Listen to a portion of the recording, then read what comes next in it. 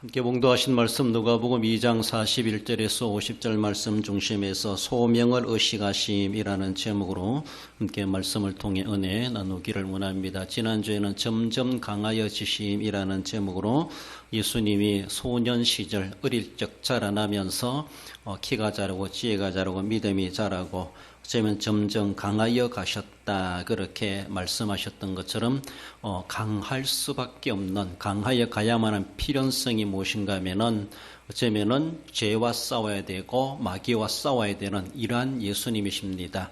그런 치열한 어쩌면 극단적 전투를 앞두고 있기 때문에서라도 그리스도로 임하신 예수님 비록 소년이지만은 그 영육으로 무장돼야 되고 그래서 그 대적들을 무찌러 내고 우리를 거기에서 구속해 내기 위해서 주님은 그렇게 강하게 커가셔야만 했다라는 것이죠. 단순한 육체적인 키가 자라고 힘이 생기는 그것만이 아니라 영적인 능력을 덧입게 되고 어쩌면 영육이 조화롭게 그렇게 점점 강한 자로 그렇게 커가신 예수님의 모습을 우리가 상고해 보았습니다. 나사렛에서 사생애 30년간 잊혀진 삶을 살아가고 있지만은 우리 하나님께서는 어쩌면 그 기간 동안에 앞으로 공생애를 두고 마귀와 죄와 싸워야 될 그런 가운데 준비케 하시는 훈련 기간이 아닌가라고 볼 수가 있습니다. 남들은 알아보지 못했고 잊혀졌다 할지라도 하나님의 언약은 계속해서 나사렛에서 점점점 커 오셨고 이루어져 가고 있었고 우리 하나님께서는 그것을 때가 되어 이 일들을 이루어 가시게 된다라는 것을 볼 수가 있습니다. 사람들은 기억하지 않아도 우리는 잊어버리고 살아가도 하나님의 역사는 변함없이 흐르고 있습니다. 우리는 인정하든 안 하든 우리는 의식하든 안 하든 우리는 알든 모르든 하나님 한번 계획하시고 시작하셨으면 끝을 맺는 우리 하나님이십니다. 우리가 뭔가 알아준다고 하나님 영광이 커져가고 하나님이 신이 나가지고 그걸 이루어내시고 사람들이 안 알아준다고 기분 나쁘고 별로 하고 싶지도 않네 해서 하나님이 없애버리고 그런 것은 결코 아니라는 것이죠. 예수님이 이렇게 그리스도들이 이 땅에 태어나셨고 30년간 이 땅에 살아가시는 동안에 사람들은 알아주지 않았습니다. 알아주지 않았지만은 어느 쯤인가 나이 30세가 되어서 공생애가 시작되어지고 실제적으로 이제는 어쩌면 정치 권력이든 종교 권력이든 세상의 그 어느 누구를 할지라도 마귀와 싸우고 죄악과 싸우시는 우리 주님이신데 세상의 어떤 권력을 두려워할 필요가 뭐 있겠습니까? 그래서라도 그렇게 커 오신 것에 대해서 남들은 제대로 눈치를 채지 못했다라고 하는 것처럼 우리 하나님의 역사는 늘 진행 중에 있다라는 것이죠. 그래서 그것을 알고 그때 쉬운 말로 주님이 사생에 30년간 살아갈 동안에 좀 친분을 가지고 친하게 지냈으면 얼마나 좋겠는가 그런 생각이 들죠. 그런 인물이 될 줄을 누가 알았겠습니까? 그런 인물을 될 줄 알았다면은 우리 미리 좀 알아놓고 친하게 지낼 수 있겠다 싶은데 우리 하나님께 마찬가지입니다. 하나님은 그렇게 일을 행하실 분이십니다. 그러므로 하나님을 애시당초 미리 알아두는 것이 필요하고 하나님과 늘 친분 관계를 맺어 살아갈 때에 내가 정말로 어려울 때 진짜 우리가 도움을 요청했을 때 도와주실 수밖에 없는 우리 하나님이시다라고 볼 수가 있습니다. 이제 예수님께서 어린 소년 시절 자라나면서 오늘의 모습에서도 말씀해 주고 있는데 예루살렘 절기를 통해 올라가신 그 사건을 통해서 배경해 주고 있습니다. 소명과 사명을 말해 볼 수가 있는데 소명은 부르심을 받는다, 부른다라는 것이죠. 콜링한다 이 말이죠. 그러면서 하나님이 왜 불러주셨는가? 사명을 위해서 소명하시는 것이죠. 그래서 소명과 사명은 하나다라고 볼 수가 있습니다. 부름받았습니다. 부름받았으면은 하나님 앞에 부름받았을 때 왜 불렀습니까? 주님 앞에 가면은 너 이것 좀 해라. 그래서 사명을 미션을 주시는 것이죠.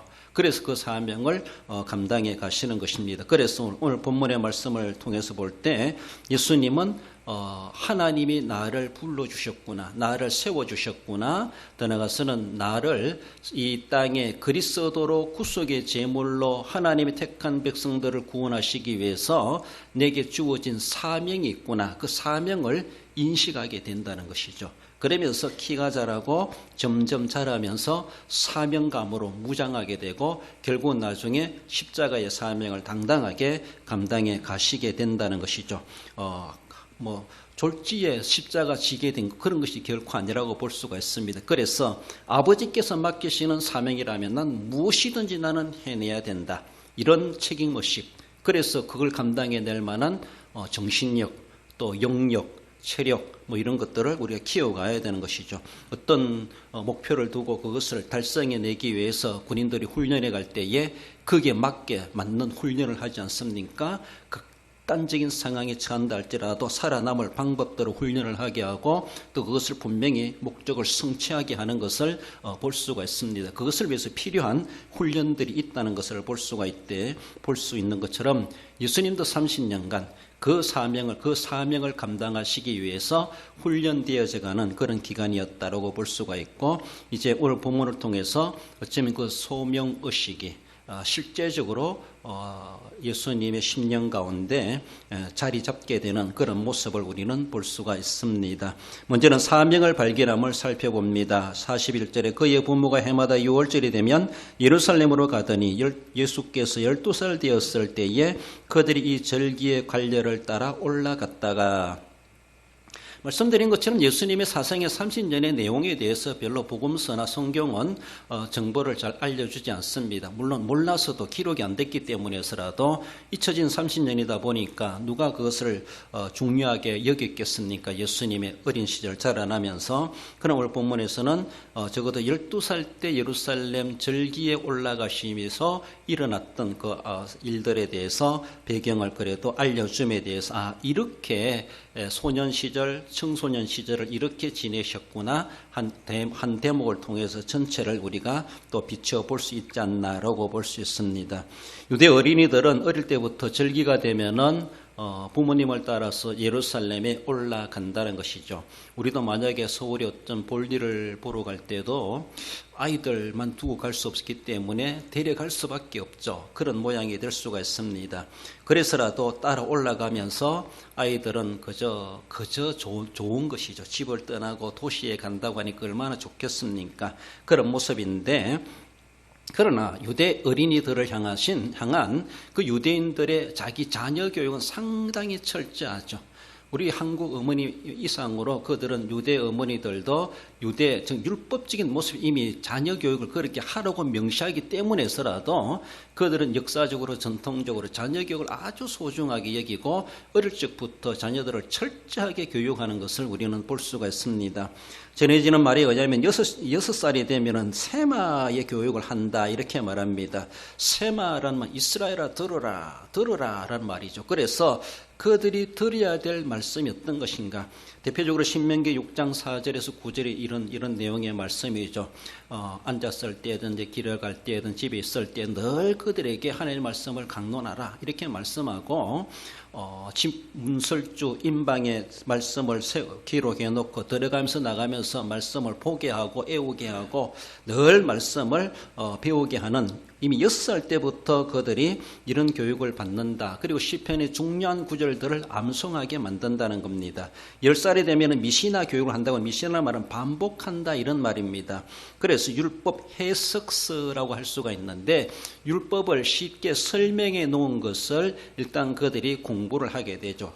율법을 딱 보면은 좀 어렵기 때문에 쉽게 풀이해 놓은 것이라고 말할 수가 있습니다. 그래서 13살이 되면은 정식 해당 회원이 된다. 그래서 율법의 아들이다 이런 호칭까지도 주어지는 것이죠. 그래서 어쩌면은 사회적으로 성년식을 한다 이렇게 말하는 것처럼 유대 아이들에게는 13살이 되면은 정식 회당에 가입해가지고 회원 자격을 획득한다는 것이죠. 이런 모습에서 그들이 13세가 되기 전에 이미 그 전에 어릴 적부터 부모님 따라 예루살렘에 와가지고 아동 교육하는 일에 그들이 교육을 받기도 하고, 더욱이 13세기 되기 전 2, 3년 전부터 13세가 되었을 때 어떻게 해야 될 것인가 예비 교육을 받는다는 것이죠. 그래서 정회원이 되었을 때 정회원은 이렇게 해야 된다. 그렇죠? 우리가 사실 이번 주도 세례식이 있는데 세례받는 이들에게 교육을 하게 되어 있습니다. 세례가 무엇이고 세례 교인이 되면 어떤 권리가 있고 어떤 또 의무가 있는가 이런 것들을 교육해야 되는데 참 예치 못해서 다 하지 못하고 있습니다. 임직자를 세울 때에도 임직자가 되었을 때 장로의 직분이 무엇이고 권사의 직분이 무엇이고 교사의 직분이 무엇이고 안수집사의 직분이 무엇이고 이런 것들 또 재직으로서 어떻게 교회를 섬겨야 될 것인가 이런 것들에 대해서 교육하게 되어져 있습니다. 그런 것처럼 율법의 아들이다라고 말하면서 그들이 이제 회당의 정회원으로 들어왔는데 예비 교육을 받아야 되죠. 아무것도 모르고 와가지고 그때 가서 교육받는 것이 아니라는 것이죠. 그때 와서는 이미 회원 노릇을 할 수 있어야 된다는 거예요. 그러다 보니까 오늘 본문에 예수님은 12살 때 올라갔다라고 하는 것은 이제 내년이면은 정회원이 되기 때문에 이런 예비 교육에 필수적으로 그것을 받게 되는 과정이 아닌가 그렇게 볼 수가 있습니다. 반드시 따로 올라가고 그래서 정회원이 되었을 때 율법의 아들이 되었을 때 당당하게 그 역할을 할 수 있도록 부모는 그 자녀의 나이에 따라서 성장해 가면서 관심 있게 그렇게 교육을 받도록 하게 되는 것을 봅니다. 자라나면서 나이 들면서 정회원이 되어서 율법을 본격적으로 배워가게 되죠. 정예원 됐다고 해서 공부 다 한 것은 아니죠. 그 가서 또 계속해서 성장해 가면서 율법을 공부하게 됩니다. 그렇습니다. 율법이다. 우리가 이제 예수님 이 시대로 바라보면 신약은 없었고 구약이잖아요. 구약이 이제 끝이잖아요. 구약과 신약이 이제 바뀌는 그런 과도기의 역사라고 볼 수가 있는데 이미 구약의 역사 속에 지금 전통에서 율법을 교육을 하고 있습니다. 우리가 선지서 시편도 있지만 일단 율법이라고 하면은 모세오경을 말해줄 수가 있는데 여러분 우리가 율법을 읽으면서 우리가 느끼는 것이 무엇입니까? 아니 다르게 사람들은 율법을 읽으면서 율법을 배우면서 느껴야 되는 것이 무엇이라고 생각합니까? 느껴야 되는 것. 율법의 기능이 무엇입니까? 하나님이 우리에게 율법을 주신 목적 중에 하나가 무엇인 거예요? 너희들은 죄인이라는 거예요. 인간은 죄인이라는 거예요. 우리가 율법을 읽으면서 율법대로 다 살지 못한 것을 우리는 느끼는 것이 정상입니다. 이것이 인간입니다. 율법에서 너희들은 죄인이라는 것이죠. 예수님이 율법에 의하여서 우리의 죄값을 지고 죽으신 거예요. 왜? 율법이 사람들을 정죄하기 때문에. 율법에 완전한 사람 아무도 없습니다. 율법에 의인될 사람 아무도 없습니다. 행위 언약 조항이라고 볼 수가 있죠. 이렇게 행해라. 그러면 구원을 받는다.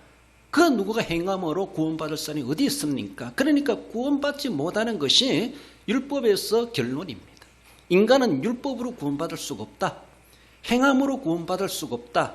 사람의 공로로 자기 노력으로 애쓴다고 해서 구원받을 수가 없다. 다르게 보면은 멸망받을 죄인이라는 것이죠. 이 세상에 있는 모든 사람들이 율법적으로 다 죄를 범하였음에 하나님 영광에 이르지 못하느니 율법의 기능 중에 중요한 기능이 하나가 우리를 정죄하는 겁니다.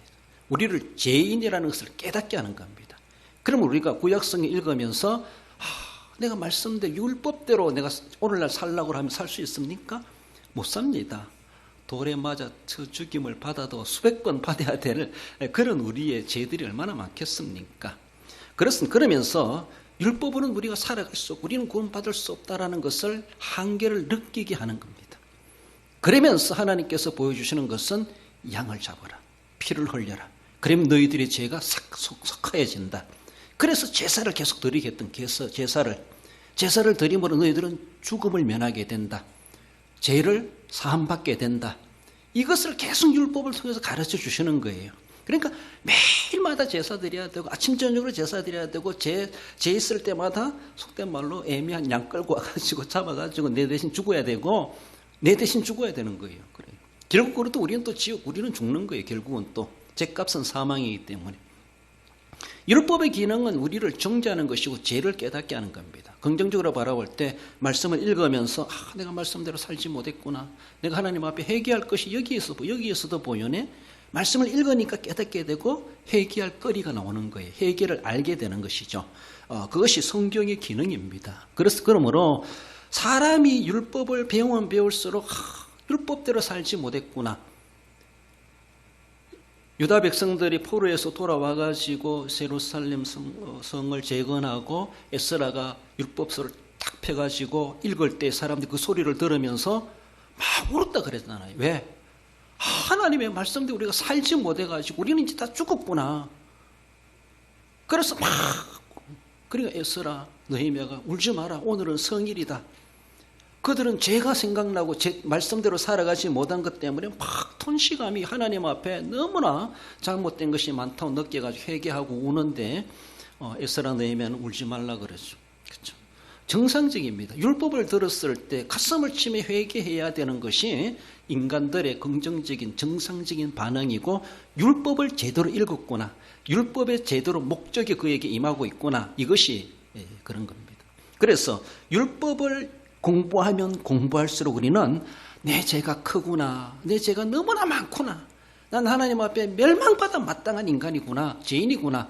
이것이 율법을 배우면 배울수록 알게 되고 율법에 철이 드는 것이 우리의 그런 반응입니다. 그런데 예수님이 이제 커가면서 율법을 배우게 되었어요. 13세가 되면서 정식 율법을 배우고 그전에는 해설서를 보고 시편을 외우고 뭐 이런 것들을 했다고 하지만은 이제는 13세가 되어서 커가면서 이제 율법을 정식으로 배우게 되죠. 액면 그대로 문자 그대로 배우게 되죠. 모세오경을. 예수님이 율법을 배우셨을 때 예수님은 무엇을 느꼈을까? 예수님은 무엇을 느껴야 돼요? 우리와 뭔가 달라야 되죠.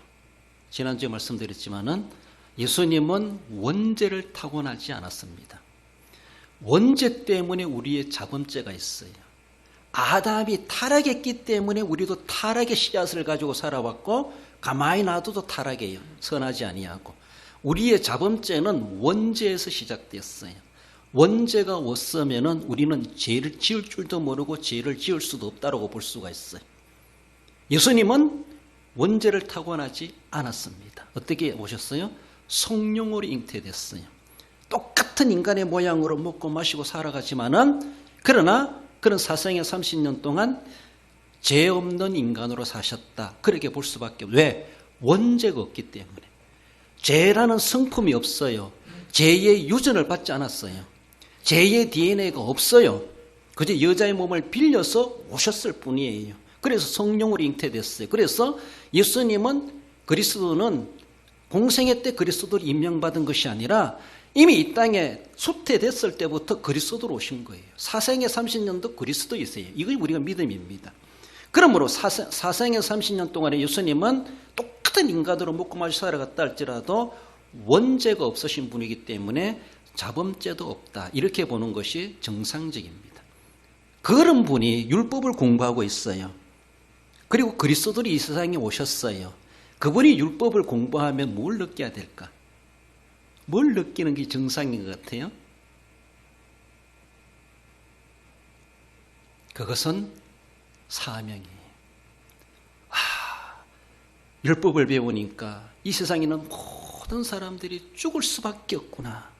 하나님께서 나를 이 땅에 보내신 것은 저들을 대속하기 위해서 나를 보내셨구나. 저들이 해결하지 못하는 죄를 하나님은 나로 하여금 해결하라고 이 땅에 보내셨구나. 이 율법을 공부할수록 죄인들이 더 많이 보이는 거예요. 그러면서 그 죄인들의 책임을 생명을 하나님이 내게 책임지라 맡겨주셨구나.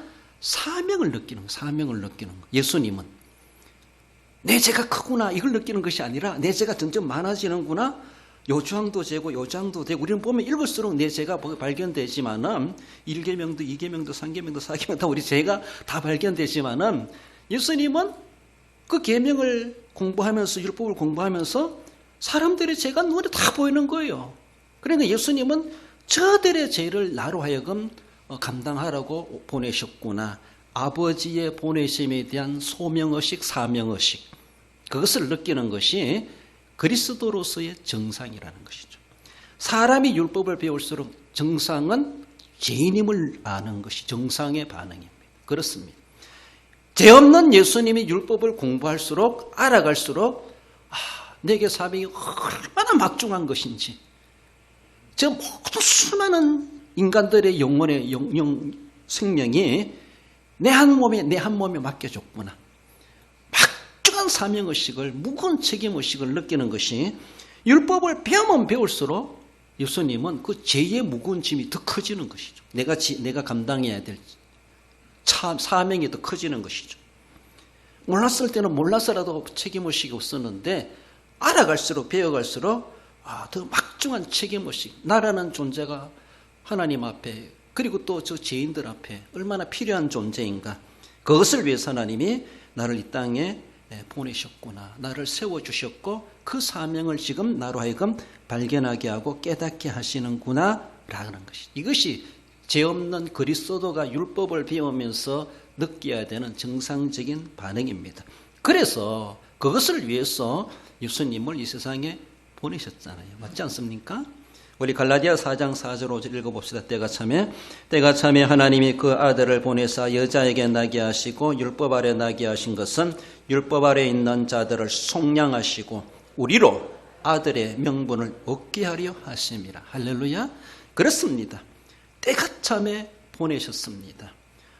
너도 율법 배워서 죄인인 줄 알아라, 이걸 알게 하시기 위해서 율법 공부 배우신 것이 아니라, 인간적으로 성장해 가면서 이제 공부하는데 율법 아래 있는 자들을 속량하시고 그 속량의 책임을 맡아라는 것이죠.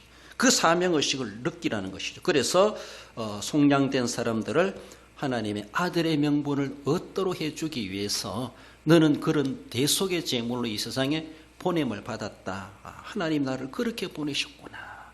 아버지가 내게 맡기신 사명이 무엇인가?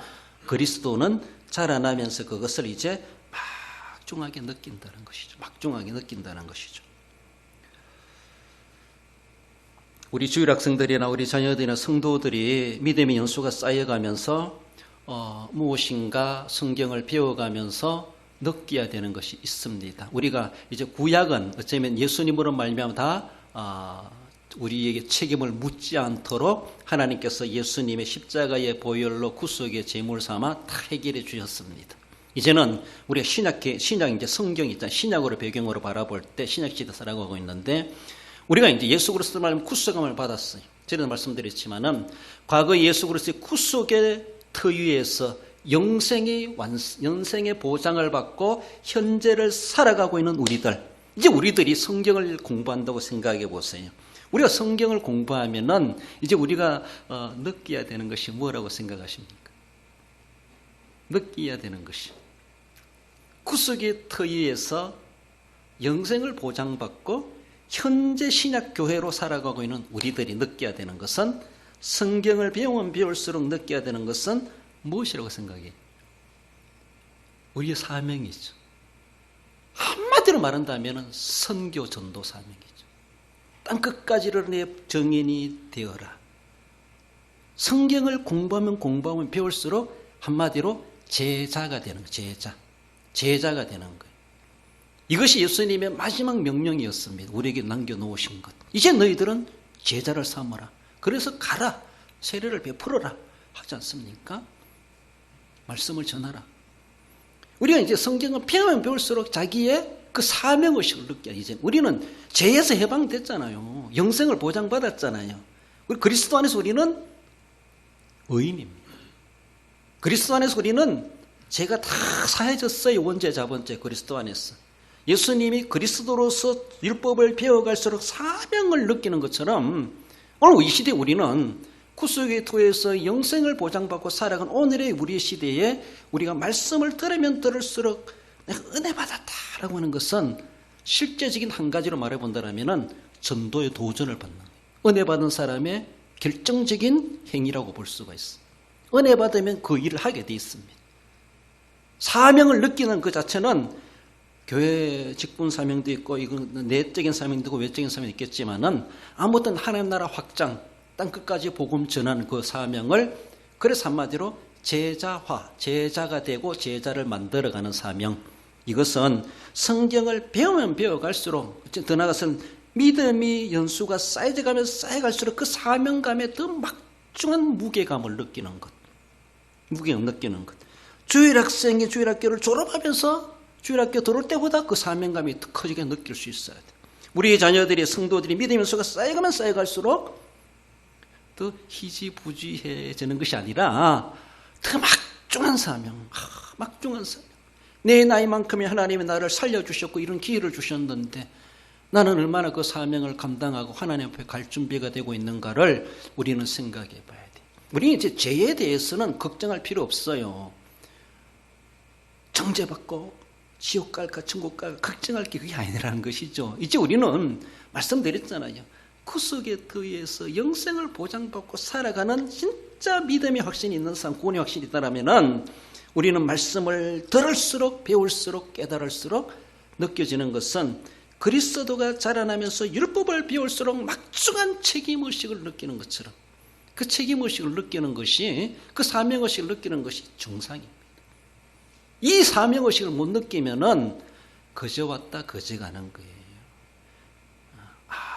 아무런 의미도 없고 그저 마당만 밟고 누구처럼 교회에 공기 돌풍만 일으키다가 지나가 버리는 그런 신앙생활 왔다리 갔다리 하는 그런 일들이 될 수밖에 없다라는 것이죠. 그러므로 우리가 어쩌면은 이제는 우리의 모습에서는 사명을 발견하고 예배 참석할수록 말씀을 들을수록 기도할수록 은혜 받을수록 내가 하나님 앞에 이 시대에 해야 될 책임과 사명이 무엇인가, 하나님 나를 이렇게 소명해 주셨구나, 그 소명과 함께 이것을 하라고 말씀하셨구나, 이것을 응답하고 깨닫는 것이다 라는 것입니다.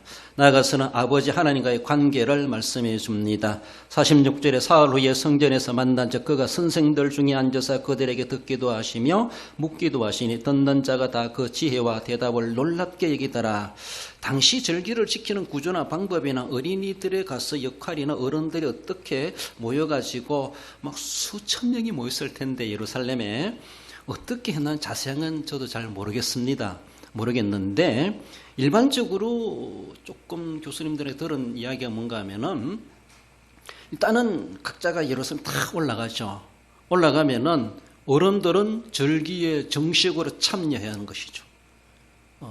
그리고 13살 된 애들은 그래 참여한다든가 이런 거 있고, 그리고 그 이하의 애들은 그들끼리 어린이들끼리만 따로 움집해가지고 숙박을 한다든가 또 오늘날처럼 주일학교 하는 것처럼 걔들을 관리하는 교사들이 있다든가 그 일주일 동안 절기 지키는 동안에 그래서 부모와 자녀가 떨어져 있는 그런 공동체 생활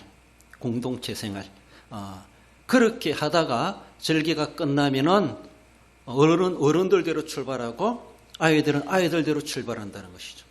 전라도로 갈 사람, 경상도로 갈 사람, 저 서울로 갈 사람, 동서남북으로 갈 사람, 전라도로 갈 사람 이리 오너라라고 하며 쭉 가면서 거기서 자기 정도로 또 세분화돼 가지고 그렇게 무리를 지어 이동해 간다, 이렇게 들어보기도 했습니다. 아마 오늘 본문에 나오는 배경도 그랬는 거. 그래서 어른들끼리 어른들끼리 이제 무리를 지어 그쪽으로 가고 아이들도 끝났으니까 같이 끝나니까 자기 방향으로 가면서 이제 길을 가면서 자기들 동향 사람들을 만나게 되고 아는 사람들 만나게 되고 자기 자녀들을 찾게 되고 그래서 확인을 하게 된다, 이렇게 봅니다. 우리가 가지고 손잡고 댕기고 끝나면 데려가 가지고 우리가 같이 이렇게 되는다기보다 오늘도 말씀 그렇잖아요. 하루 길을 가가지고 찾아보았어요. 없어. 이런 모습이라는 거. 아마 그렇게 공동체적으로 움직이지 않았나 그렇게 봅니다. 그렇습니다. 이제 막 떠나 출발한 줄 알았는데 하루 길쯤 가다가 어디 있나라고 찾아보니까 안 보여. 부모는 이제 쏘기 타는 것이 조급하게 어디 있지? 누구 봤냐? 수소문해도 아무도 안 봤대, 모른대.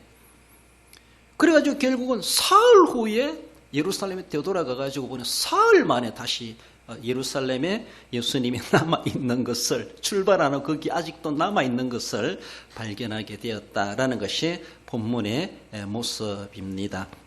46절에 사흘 후에 성전에서 만난 적 그가 선생들 중에 앉아서 그들에게 듣기도 하며 묻기도 하시니 듣는 자가 다 그 지혜와 대답을 놀랍게 여기더라. 우리는 예배 끝나면은 싹 물 빠져나가듯이 5분만 지나면 불 딱 꺼져버리고 온도 싸늘해지고 그런데 예수님은 일주일 동안 절기가 끝나도 집에 갈 줄도 몰라.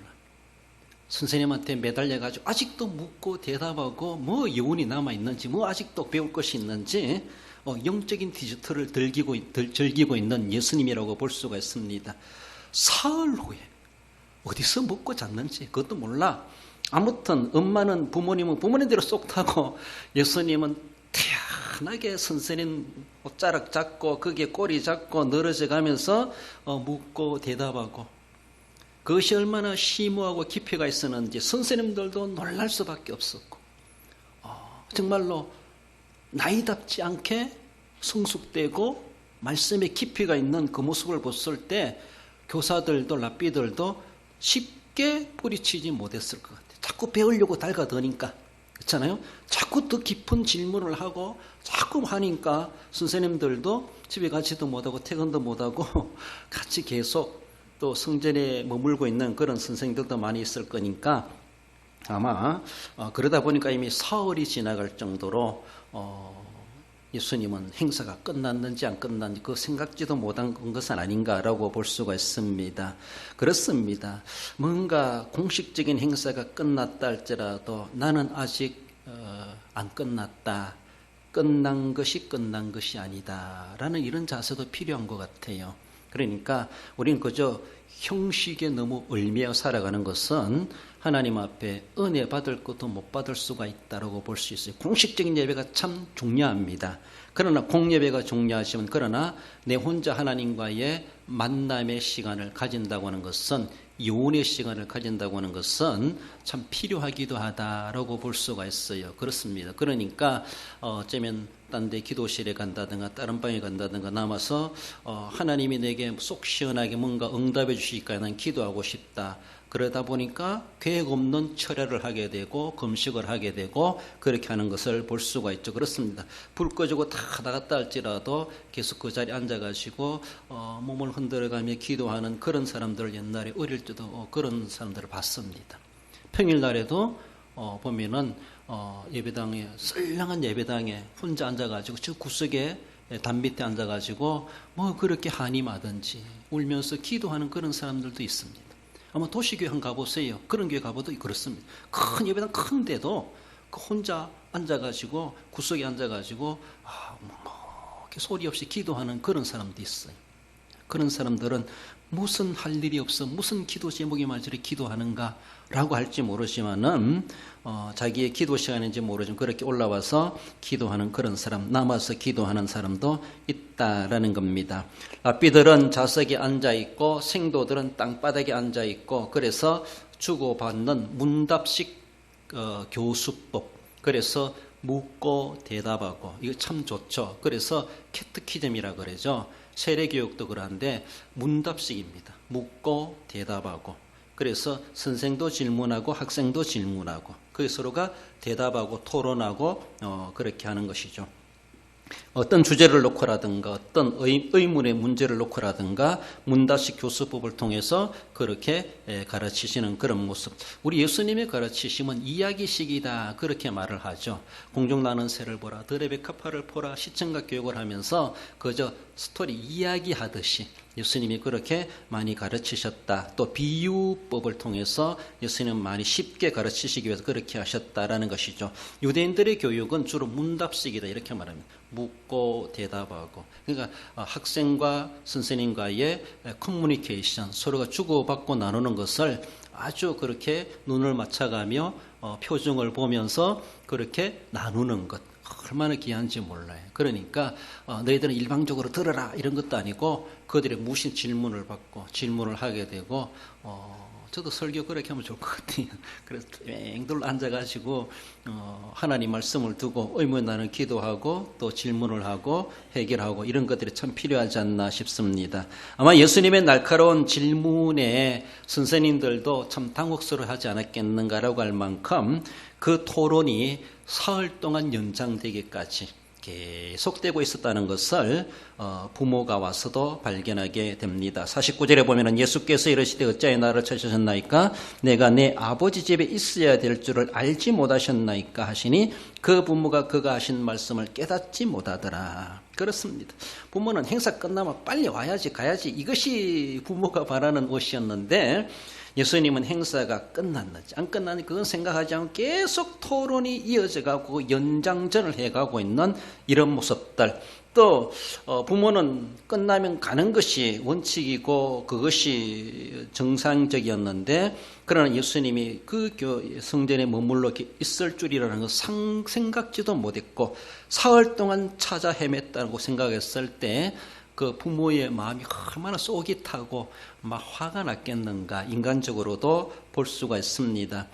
그러나 예수님이 말씀하신 건 내 아버지 집에 있어야 될 줄을 알지 못하셨나이까. 성전을 내 아버지다 이렇게 말합니다. 하나님과의 자신의 관계를 더 밀접하게 예수님의 정체성을 보여주는 것이죠. 육신의 부모님 요셉과 마리아가 그것을 심도 있게 아직도 깨닫지를 못했던 것 같아. 구속의 주, 구세주로서 이제 우리의 둥지를 떠나가야 될 예수님이시라는 것에 대해서 아직도 그들은 준비되지 못했고, 그리고 예수님이 앞으로 어떤 사역에 갈 것인가에 대해서도 부모로서는 그것을 이해할 만한 그릇이 아직 안 되었다라고도 볼 수가 있습니다. 예수님은 이미 저만치 지금 구속의 주로서 사명을 가지고 나아가고 있는데 부모는 거기에 대해서 다 뒷바라지해 주지 못하고 이해 다 해주지 못하고 다 포용해 주지 못하는 그럴 수밖에 없죠. 인간이니까. 그렇죠. 그러니까 어쩌면 우리 자식들이 우리보다 더 뛰어나고 현대 문명에 더 해발된 것처럼 우리가 도리어 배우게 되는 것처럼 그런 모습인 것처럼 영적인 그런 모습에서 예수님이 하는 행동이나 하는 말씀이나 거기에 대해서 부모가 다 이해를 못 해주는, 그래서 이 내 둥지보다 그 새가 더 커졌어 이제는, 그쵸? 그런 모습처럼 그 말씀을 깨닫지 못하더라. 그것은 어쩌면은 예수님은 아버지 하나님과의 더 밀접한 관계 속에서, 저는 이런 본문을 보면 이렇게 생각했어요. 예수님이 공생애를 12살부터 하실 수도 있었겠다, 인간적으로 볼 때. 그런데 아버지께서는 막으신 것 같아요. 막 이때 막 하고 싶지 않았겠습니까? 인간적으로 보면은 아버지 하나님, 나 지금 나가서 해보고 싶습니다. 공생애 시작하고 싶습니다. 막 앞당겨서 하고 싶었지 않았겠는가. 그 열정은 이미 그렇게 불타오르고 있었다고 볼 수가 있습니다. 그러나 아버지 하나님은 30세가 되기까지 계속 꾹 눌러두시고 숨겨두시고 그렇게 준비하게 하시지 않았겠는가라고 볼 수 있습니다. 그만큼 아버지 하나님과의 밀접한 관계를 맺고 있었다라는 것, 그 소명의식을 갖게 되면요, 아버지 하나님과 나와는 떨어질 수 없는 그런 관계가 되어지고 늘 아버지 하나님과 소통하는 관계, 말씀을 배우고 문답을 한다는 것은 계속 아버지와의 교제하는 거나 똑같습니다. 그만큼 말씀이 그만큼 달고 오묘하고 필요하고 아버지의 깊은 관계를 자각하면서 그 사명을, 아버지가 맡기신 사명 내가 목숨을 걸고 감당하겠습니다, 이런 의미와 자세라도 된다라는 겁니다. 인간적으로 볼 때 이미 그는 공생애가 시작된 거나 다를 바가 없이 이때부터 그만큼 남다르게 그 감당해 갔던 것을 볼 수 있습니다. 우리는 그렇지 못한다 할지라도, 영적인 영재가 되지 못한다 할지라도 오늘만큼이라도 맡겨진 사명대로 우리는 최선을 다해서 소명의식을 느끼고 사명을 감당하고 오늘 이 시대에 맞게 우리도 주님 앞에 늘 성장해 가고 그만큼 영적인 무거운 거룩한 짐을 느껴가면서 주님 앞에 헌신해 갈 수 있어야 할 것입니다. 결론적으로 읽어봅시다. 소년 예수님이 예루살렘 절기에 참여하여 사명을 발견하게 되고 아버지 하나님과 깊은 관계를 맺어 소명의식을 경고히 하신 같이 생애 동안 하나님의 부르심과 사명을 깨닫고 헌신의 삶을 사는 성도가 됩니다. 그렇습니다.